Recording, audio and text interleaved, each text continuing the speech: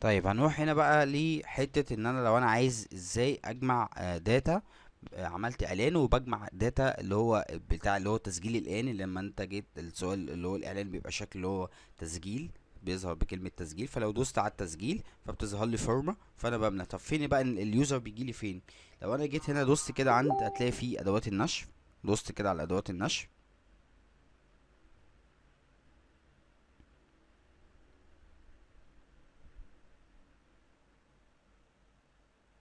لو دوست عليها كده طبعا الاعلان ده زي ما احنا قلنا ان هو بيبقى اسمه تجميع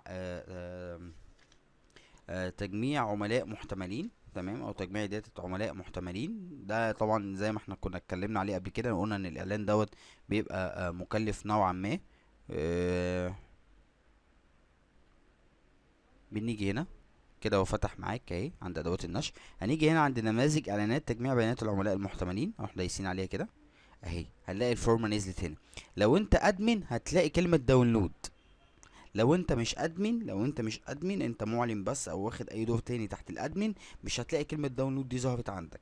تمام. فلو انا مثلا جيت عملت داونلود كده اهو، هنيجي يقول لك تنزيل بيانات عملاء. لو دوست عليها كده اهو مثلا اهي هتنزل لي اهي بالشكل ده اهو كاكسل. بفتح عادي الشيت بتاعي وبلاقي الناس موجوده عندي على الشيت بتاعي. بس ناخد بالنا ان لو اتعمل مره واحده واتفتح مره واحده بس، لو اتقفل وجيت افتحه تاني مش هيتفتح، خلاص كده الداتا اللي عليه راحت. فالداتا بتتفتح مره واحده.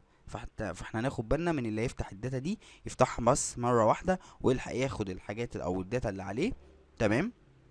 لان لو اتقفل الشيت تيجي افتحه مش هتلاقي اي داتا عليه. ده بالنسبه لو انا ازاي عايز اعمل الكامبين بتاع، او ازاي اجيب الداتا بتاعت العملاء المحتملين اللي بيبقى عندي في الاعلان بتاعي.